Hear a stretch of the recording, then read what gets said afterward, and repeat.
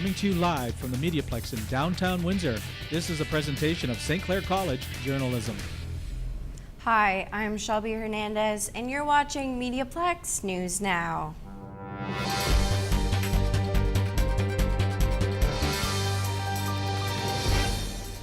Addictions and drug use can have serious consequences. Sean Garrity reports on one woman's struggle. Please be aware that some of the content in this story may be graphic in nature. I went to the hospital, and I would say within 7 days from when it first showed up, I was waiting for surgery to get my leg amputated. This is a 32-year-old Windsor woman who we've agreed to call Jenny. She asked that we not show her face or mention her real name.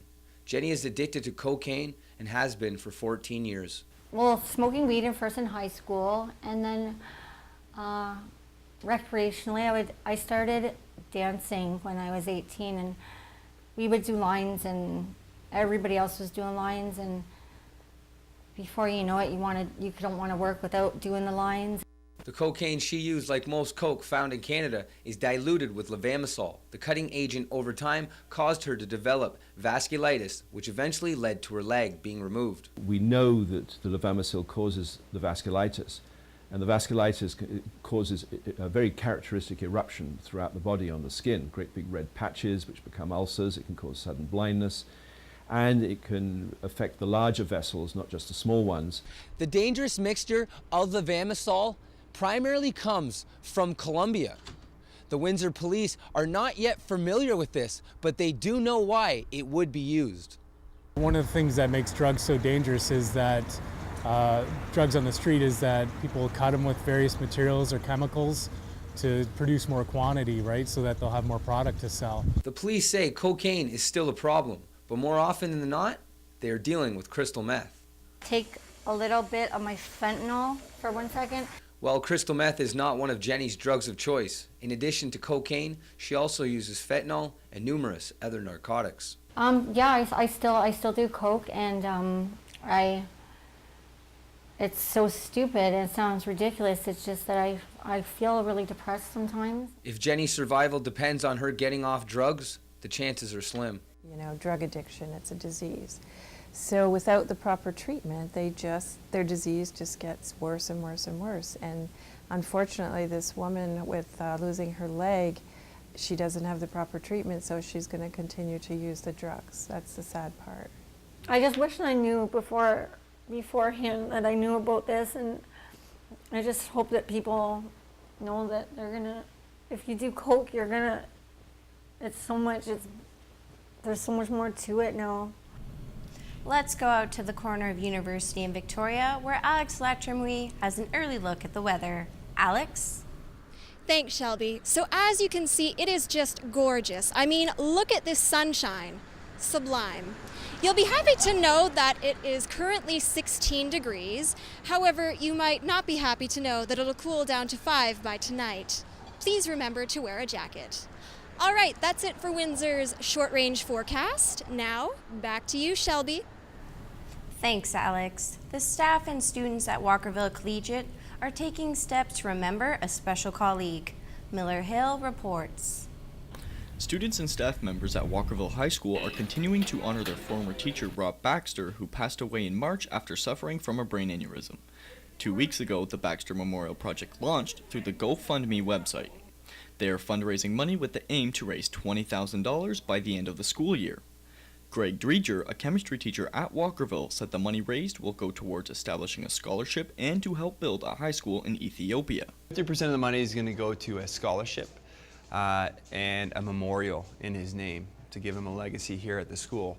The other 50% is going to go towards a school in Africa. There is a foundation that actually builds schools in Africa, and they came to us before Mr. Baxter passed away, so Mr. Baxter did know about it. And basically they've offered to name a classroom after him if we raise around $5,000. As well, in an attempt to raise money, the school is selling t-shirts with Baxter's license plate on them. On June 12th, the school will be hosting a carnival that was originally Baxter's idea. Prime Minister of Walkerville Student Council, Kara Christoph, explains why they chose Baxter's license plate to go on the t-shirts. We chose to put his license plate on the t-shirt because, Mr.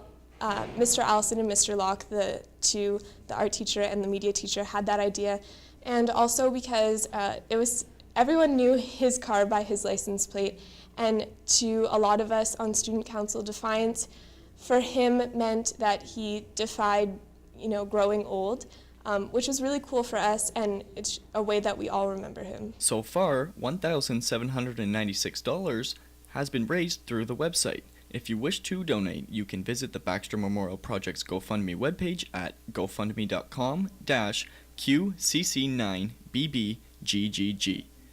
Reporting from MediaPlex News Now, I'm Miller Hill.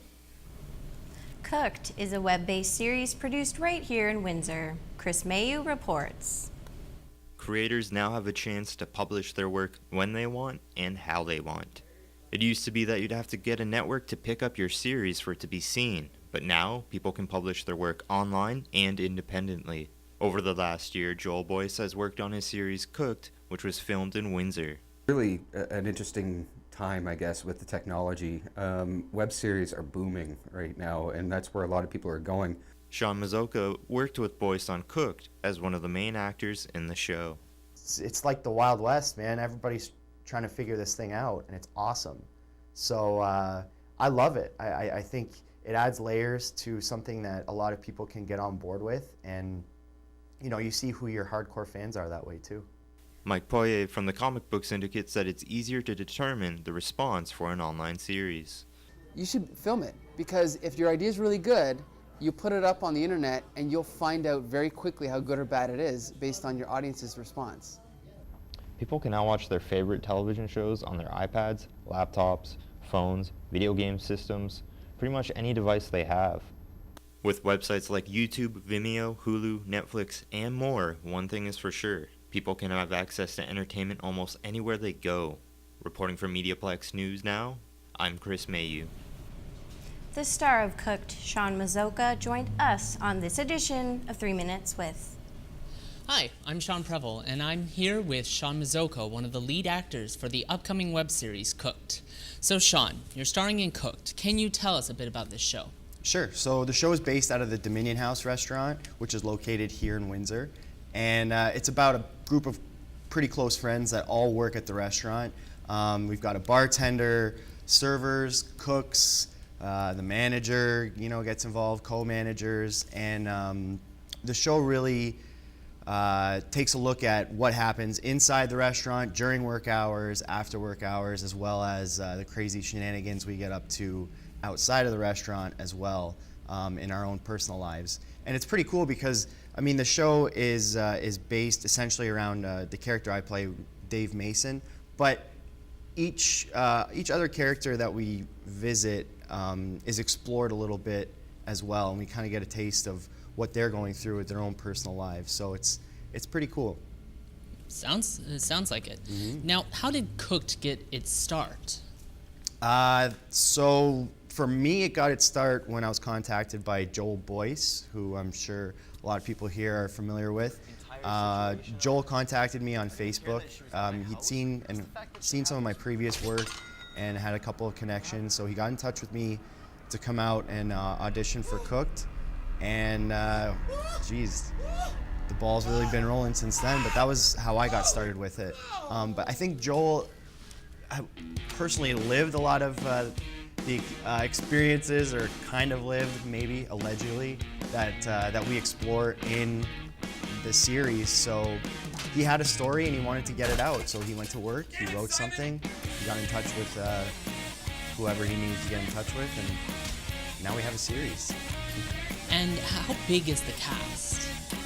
In its entirety, we've had quite a few people on. We've had quite the ensemble cast, but in terms of the main characters, so to speak, I think there's 6. Yeah. And what's it been like working with them? Oh, just a blast. I made so many new friends on this set. It's been an amazing experience.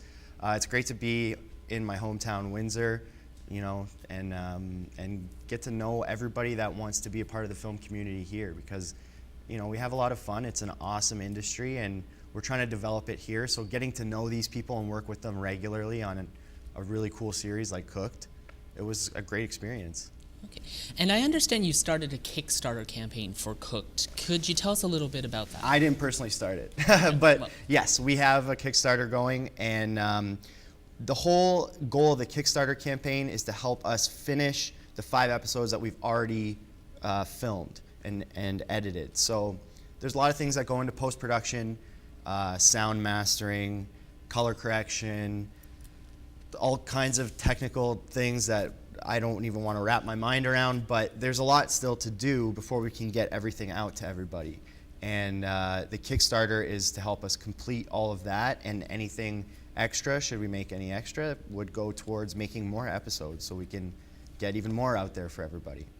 Okay, and where can people go to find this campaign if they want to donate? So our main hub for information is the Facebook page, and you can find us, just search on Facebook, Cooked the Series or Cooked Series. I'm not sure which one it is. Either or, you'll find it, and you'll find all the information on the Kickstarter page there, or you can go on Kickstarter.com and search Cooked, and you will find it there. And the website for the main site is cookseries.com, I believe? I think so. I'm not sure if it's live yet, but it will be soon. So stay tuned. Like I said, follow us on Facebook, Twitter, and Instagram, and we'll keep you guys updated as we go. Perfect. Well, thank you for being here today, Sean. I'm happy to be here. Thanks for having me. I'm Sean Prevel, and we've just sat down with Sean Mazoka, one of the lead actors of the upcoming series, Cooked. Musicians are becoming producers, and as Justin Thompson reports, the music business is survival of the fittest. I got a man who calls me darling. He's got a girl, a beating drum. Local musicians hoping to get their foot in the door of the industry are helping each other achieve their goals. Catalina Cowan is a singer-songwriter from London, Ontario. She moved to Windsor in 2013 shortly after starting her solo music career. She said the biggest obstacle for any aspiring musician is not having the money. Definitely money is a huge thing. Not everyone has like a couple grand that they can drop on not only recording costs but also pressing. So a lot of the do-it-yourself people you'll find have gotten a lot more into like downloads, free downloads, as well as just, you know, print shop kind of do-it-yourself, you know, jewel case that you buy at Staples, but they still look just as good in my opinion, ones that I've seen. And it's an easier way to get your music out there.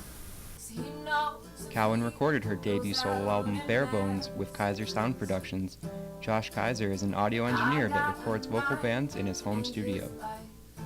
Kaiser said that Cowan wanted to get her music out there, and he wanted to build his portfolio to further his career. But I just want to keep, like, you know, these musicians, I want them to go somewhere, you know what I mean? Because, like, if they don't, I don't either. And, obviously I want to open a bigger studio than this little room in here. But, yeah, without their help, I'd be, you know, stuck here or, you know, even worse. The two are currently working on their second full-length album together. For MediaPlex News Now, I'm Justin Thompson. It's been such a nice day, so let's go back outside and see what Alex has to say about the 3-day forecast. Alex? Thanks, Shelby. So as you know, things are quite lovely here, but did you know that it's still snowing on the East Coast? Well, thankfully, we won't have to deal with any of that. Tomorrow will be between a tepid 19 degrees and a shocking low of 4 with a chance of showers. Thursday will be a high of 16 and a low of 7 with more rain. Finally, Friday will be about 18 degrees and mainly sunny. So enjoy Windsor's tropical heat wave.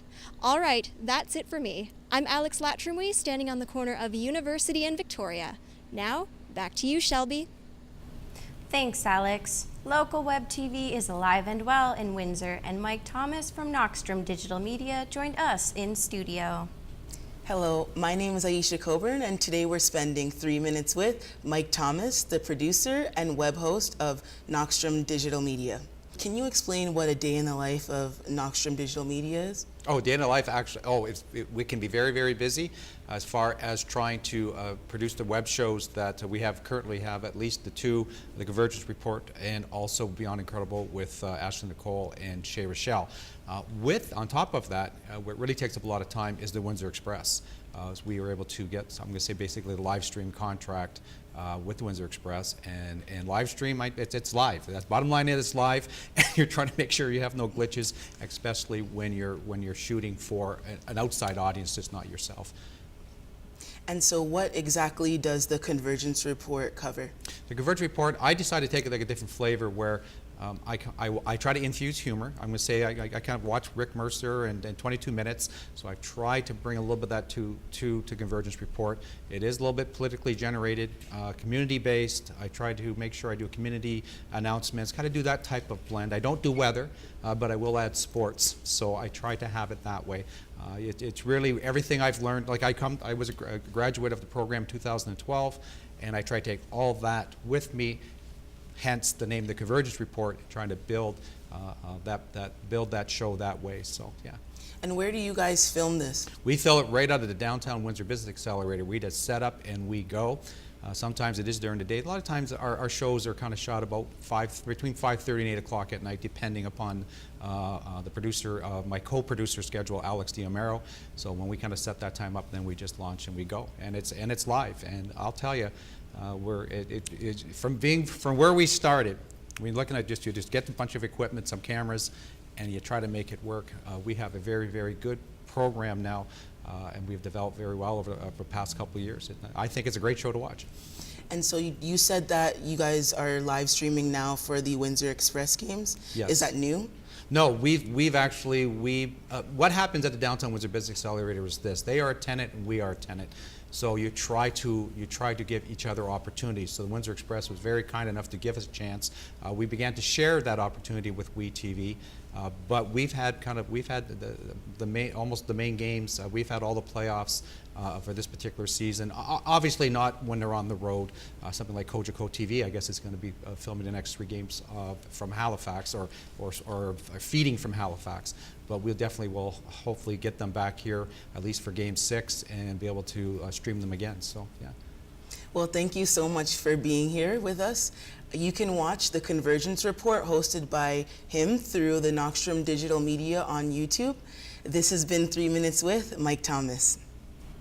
The Windsor Express is alive and well in the NBL playoffs. Aaron Sanders reports. Game 2 of the NBLC Finals was at the WFCU Center as the Halifax Rainmen looked to even the series up against the defending champion Windsor Express.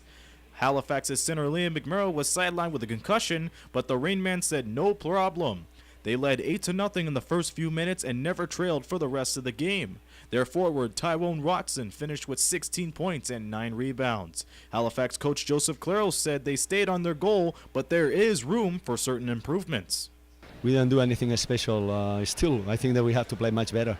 But we'll do it. We'll do it because there are a lot of things to correct for the next one. The Express woke up in the second half. They cut a 24-point deficit to single digits thanks to Quinn Brown's 14 points. With minutes to go in the game, it was too little, too late for the Express as Halifax's defense, rebounding, and transition game captured the 100-93 victory, tying the series at 1 win apiece. Game 3 is at Halifax on April 23rd.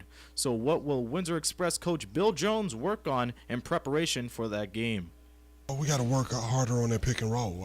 The pick and roll is the element of their game. That's what they do. So we got to find a way to stop that and neutralize it, and then also their attack our offensive rebounds. We got to have guys with energy to go out there and keep them off the glass. This series is now even at 1 game apiece, and it's a whole new ball game as home court advantage can pretty much go to anybody. Reporting from the WFCU Center, I'm Aaron Sanders. Reporting for MNN MediaPlex News Now. Montreal Alouettes football star has joined us live in the studio with Aisha Coburn. Hello and welcome to another edition of Sports Talk. My name is Aisha Coburn and I'm here with defensive back Daryl Townsend. Hey, how are you? How are you? I'm great, thank you. Thanks for having me. So, are you from Windsor originally? Yeah, I was born and raised in Windsor. I went to Begley Elementary School. I went to Catholic Central High School, played for the Essex Ravens, the AKO Fratman, and the University of Windsor. And so, what do you do on your downtime? Well, during the season, you know, I'm very busy with football and games and practices and training, meetings and film.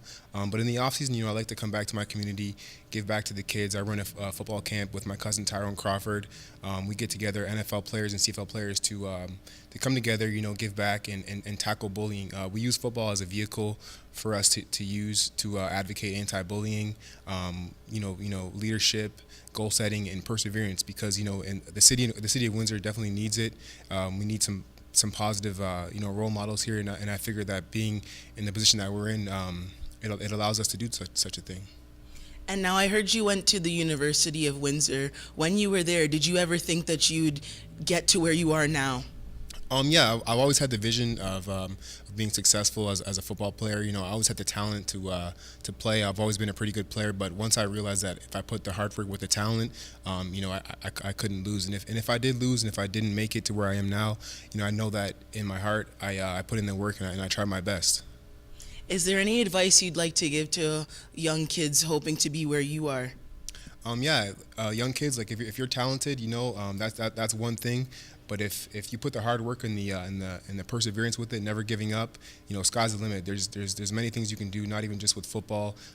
You know, any career choice you decide to go in, it's just all about hard work, not giving up, and you know, definitely believing in yourself. Thank you so much for being here. My name is Aisha Coburn again, and I'm here with Daryl Townsend of the Montreal Alouettes. Jerry Marentet is a power lifter that has his sights on bigger goals. Sean Garrity has the story.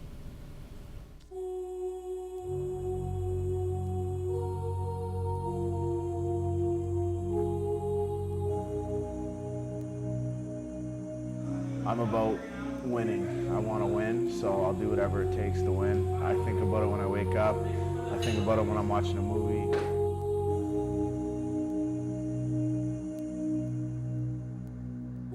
"30 seconds when I'm at World where you're actually lifting the weights. When you stand just like 3 inches higher than another guy and you get a medal, that's what it's all about.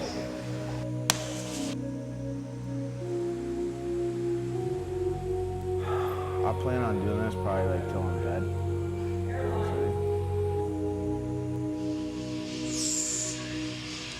That was 320-pound Kelly Branton, the #1 power lifter in Canada. He said a huge part of his success comes from a small gym in Lakeshore, Ontario. This is Branton's 7th year at Power Pit Gym. And in that gym, there is a man who has been involved in world-class weight training almost twice as long as Branton has been alive. It's just an endless addiction, you know. He got caught with the iron bug when he was young, and he's still doing it in his 60s, so it's just one of those things, you know. He's never stops. My name is Jerry Marentet. I've been competing and lifting weights in competition for 41 years. He was very flexible, and he was very muscular. He looked like an anatomy chart. That's what I used to call him, the anatomy chart.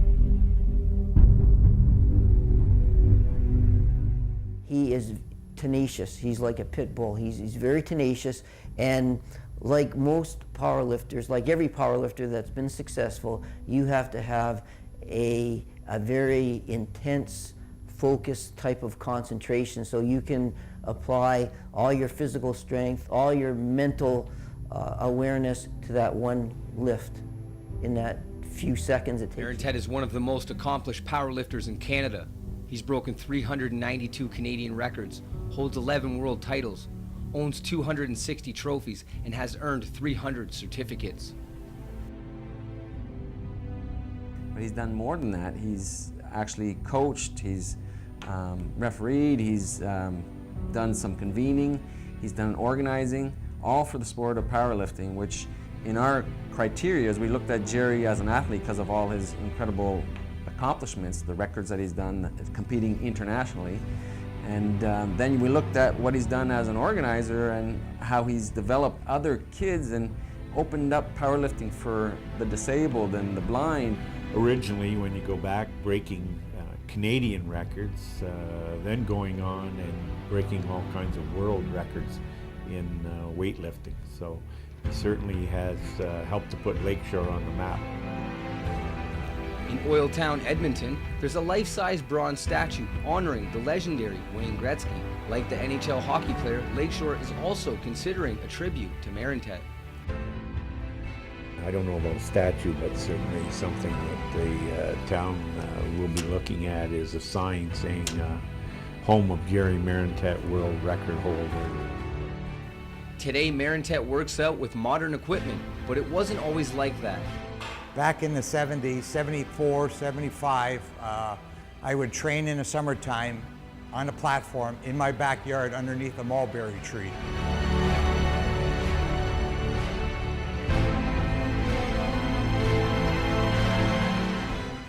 Made a lot of contraptions so that I could squat and bench with. A lot of sacrifices. I mean, I remember him being up in the attic with garbage bags and sweating. I was training in the bedroom upstairs and I was deadlifting, and we had the tiles, the 1-foot tiles on the ceiling, and while I was deadlifting, dropping the weight, some of the tiles come off the floor.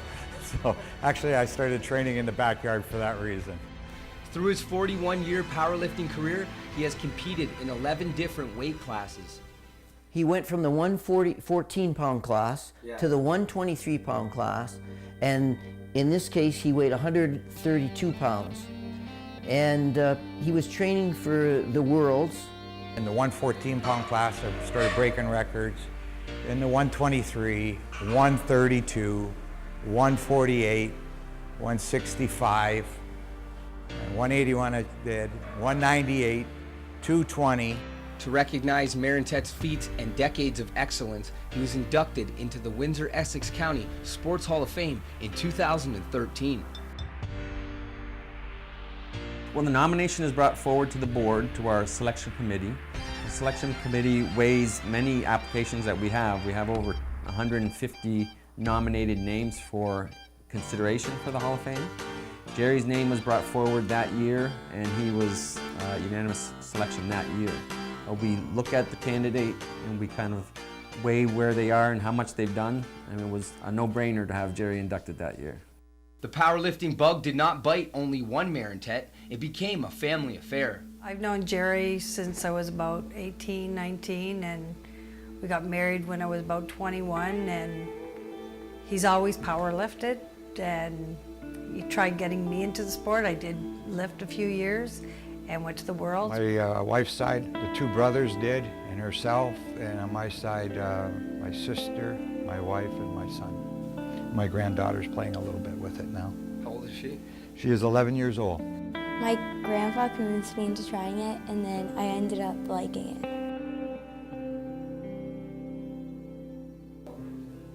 Hello? Oh, my son from China. Okay. Hi, son. How you doing? Are ya? Right now I'm in the gym. A fellow's here. What are you?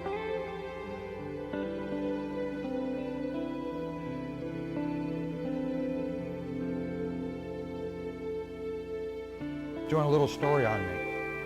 This is a documentary on me. Been here, I think, 3 times in the last week. So, trying to. Right now, I'm in the gym with him, and he's taking pictures of trophies. And I told him you had gone to the Worlds also. Powerlifting is the strongest sport in the world.